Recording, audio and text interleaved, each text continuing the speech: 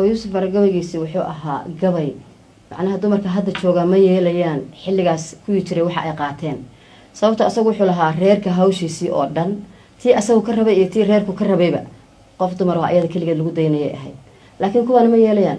dhinacaygan qabanaya dhinacaaga qabo waa marka Yusuf bare waqtigiisiiba asagu ka faa'iideystay iyo dumarkii xilligaa jiray sidii ay ugu jajabnaayeen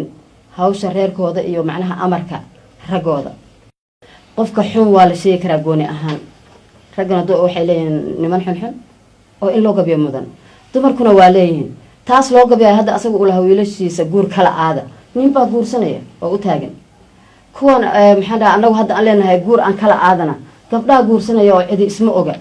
oo waa la wada socdaa meeshan marka gabaygaa hore wuxuu ila ahaa dhibaato dumarka loo geysanayo gabaygaan horta muddo aad u dheer baan sameeyay waqti anigoo magaalo maraaya waxaan arkay niman meel iskugu yimid oo aad u farxay u qoslaaya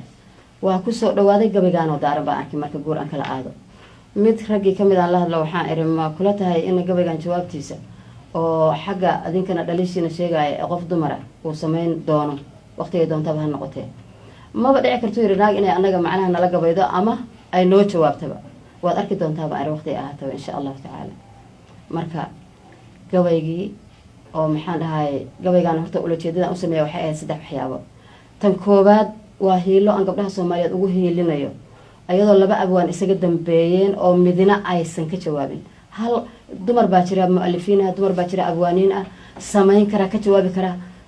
taa way ka gaabiyeen waa hiilo tan labaad waa jawaab laba abwaan aan uga jawaabayo tan saddexaadna waxaan leeyahay ha ogaadeen dumarku haddii gabay loo tiray inay gabi karaan saddexdaa ula jeedo waxaan baarsan okay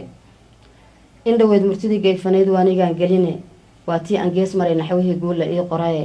maantana rag baa igu gujay ma aanan goobeene ruuxna gaar umay ah murtidu waa qofkii garane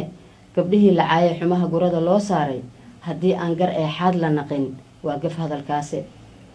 idinkuba waxbaad gala laftaan kala guraysaane maxaa libinku geeraarka iyo guusha idin siiyey guyaal iyo guyaal badan haddiina lagu soo guuray goor iyo